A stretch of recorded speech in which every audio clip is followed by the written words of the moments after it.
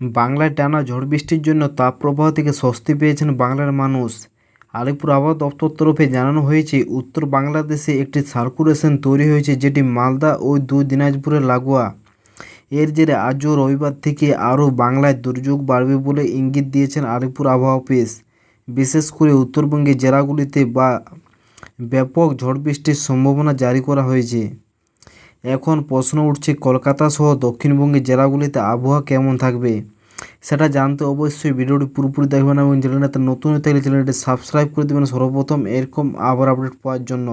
আজ রবিবারে সকালে থেকে কিন্তু বৃষ্টিপাতের সতর্কতা সেরকম একটা পশ্চিমবঙ্গে নেই, শুধুমাত্র উত্তরবঙ্গের মালদার কাছাকাছি কোনো কোনো জায়গায় বৃষ্টিপাত হতে পারে সকালের দিকে, এবং দার্জিলিং, কালিম্পং, জলপাইগুড়ি, আলিপুরদুয়ার, কোচবিহার এবং আসাম, তারপরে ত্রিপুরা এবং বাংলাদেশের অনেক জায়গাতে কিন্তু বৃষ্টিপাতের সকালের দিকে সতর্কতা দেখাচ্ছে।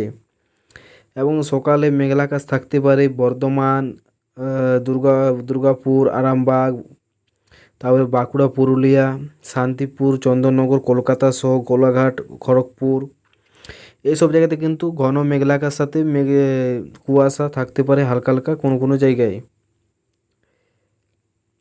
এবং দুপুরের দিকে যদি দেখেন, দুপুর 12টার দিকে মোটামুটি পরিষ্কার আকাশ, কোথাও কোথাও হালকা মেঘ থাকলেও কিন্তু বৃষ্টিপাত নেই। এবং বাংলাদেশে দেখছেন তো, বাংলাদেশে অনেকটাই কিন্তু বৃষ্টিপাতের পরিমাণটা থাকছে, কিন্তু পশ্চিমবঙ্গে কোথাও কোনো বৃষ্টিপাত নেই। উত্তরবঙ্গের মালদা, তারপরে শিলিগুড়ি, দার্জিলিং, কালিম্পং, আলিপুরদুয়ার, কোচবিহার এসব জায়গাতে কিন্তু বৃষ্টিপাত হলো।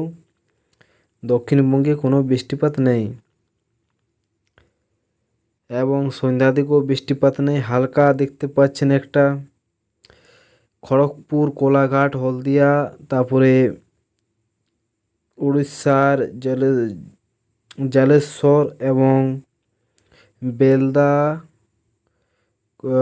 বালিচক, তমলুক, কোলাঘাট, উলবেড়িয়া, কলকাতা সহ এইসব জায়গাতে কিন্তু সন্ধ্যার দিকে বৃষ্টিপাত হতে পারে। বাকি কোথাও সেরকম একটা বৃষ্টিপাত নেই। অবশ্যই পরবর্তী দিনের আপডেট দেওয়া হবে এই চ্যানেলে। তো ভিডিওটি অবশ্যই ভালো লেগে থাকলে ভিডিওতে লাইক করে দেবেন, চ্যানেলটি সাবস্ক্রাইব করে দেবেন সর্বপ্রথম এরকম আবার আপডেট পাওয়ার জন্য।